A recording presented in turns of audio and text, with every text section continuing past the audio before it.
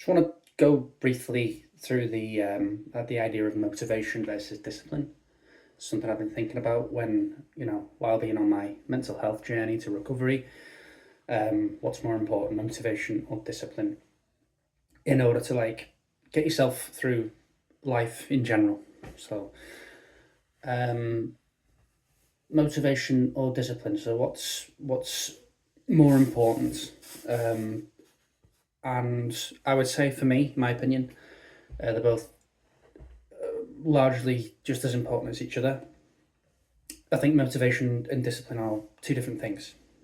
So there's a misconception. There's a trend. Well, there was a trend going around the internet a few years back. Still is, actually, in this red pill alpha community, that motivation doesn't matter. It's bullshit. It's all about discipline. Which I don't actually think is 100% correct, and I want to outline why I think that way.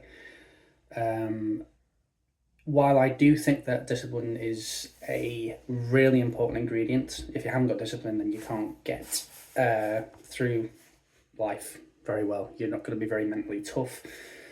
I think discipline is a different thing to motivation. I don't think it's more important or less important. I think it's a different thing. So the reason I think that discipline is not necessarily more important than motivation is because they are two different things, in the sense that motivation in itself is... I'm trying to word it in the right way. I worded it better earlier on. Motivation is what sparks the discipline. So the motivation isn't more or less important, just like discipline is not more or less important. Motivation just comes first. So you need the motivation before the discipline can actually really exist for any purpose. Discipline in and of itself is a useless tool unless you've got the motivation, unless you've got a motive. And the thing that we know about human nature, when you look at things like sales, how people sell things and sell things to people, one thing that we know about human nature is that emotion always overrides logic. So you don't sell a product to someone, okay? You're selling a result. You're selling an emotional thing. You're selling human conditions. You're not selling the actual product. So if I wanted to sell a protein shake, for example, I'm not going to sell the protein shake. I'm not going to talk about what the protein shake contains, the ingredients, blah. I could do that. I could do that alongside the other things, but that's not what I want to do. What I want to do is I want to actually connect with the person and understand them on an emotive level. Motivation. So emotion always is more powerful than logic. People are not going to do something because they logically think it makes sense. People are predominantly going to do things in life because of an emotional reason. That's not to say that discipline is useless. It's not. Discipline is incredibly powerful, but discipline is something that you build. Okay, the difference between motivation and discipline, in my opinion, is that motivation is binary. So you either have motivation or you don't have motivation for something.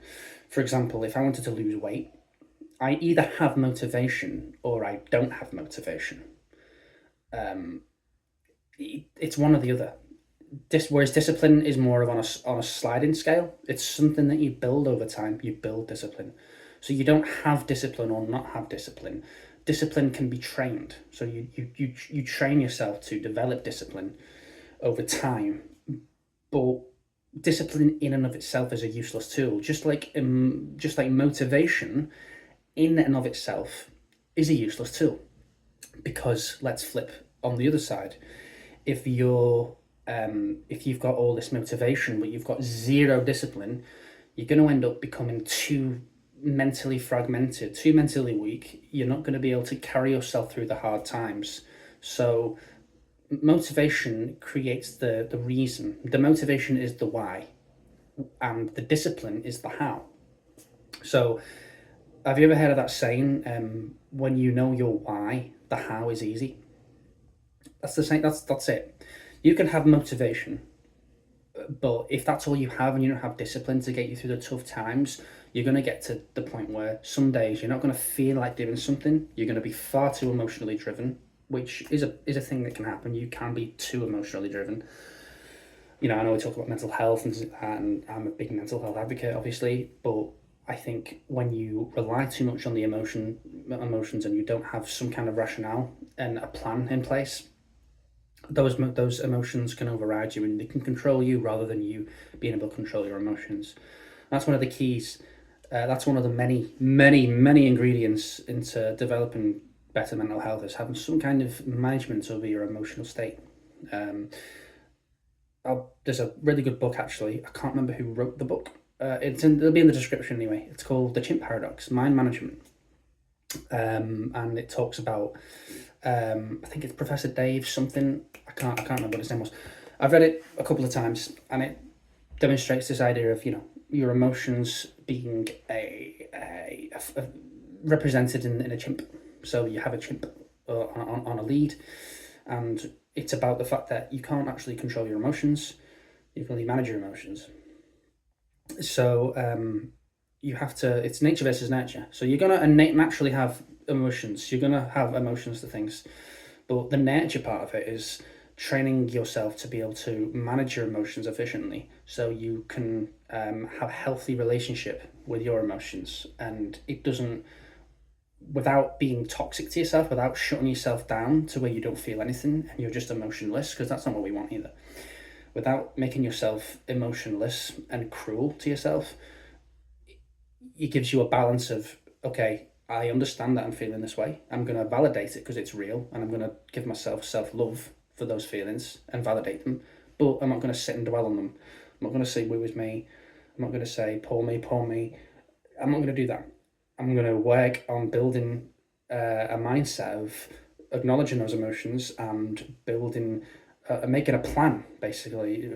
Building a plan and building mental faculties that help me drive through that pain. So whatever pain, whatever emotions I'm going through, which I'm assuming in this case would be negative, right? There'd be negative emotions, so there'd be pain, there'd be depression, whatever it is. It's driving through those. So identifying what makes you depressed, and it's driving through them. So I'm digressing a little bit. The point is, I think motivation and discipline are two very important things. I don't think one's more important than the other. I think you need both. I would say that motivation, again, is binary. It's on or off. You either have motivation for something or you don't. Whatever reason that motivation is, it doesn't matter. There'll be a reason for the motivation. There'll be a motivation for the motivation. But the point is, you either have a motivation to do something or to be a certain way or for something in general, or you don't have motivation. If you don't have that motivation, what ends up happening is, if you've just got discipline, the discipline is fruitless and empty. It's not doing anything to any cause. There's no cause there. If you're completely nihilistic, you don't have anything that you're believing in. If you've got no cause, nothing that you believe in. Simply getting out of bed and just functioning like a robot, just for the sake of functioning because it's discipline, that's not what discipline is. You need the motivation in order to be able to spark the desire or the incentive to have discipline. And on the flip side, if you've got no discipline and just motivation, that's bullshit as well, because you're going to have all this emotional drive, but you're not going to be able to execute it. So motivation is the drive and the desire to want to make a change. Discipline is what drives you through that consistently over a number of days. So discipline has more endurance to it. It's like a slow twitch muscle fiber. It's consistency. That's what basically it is.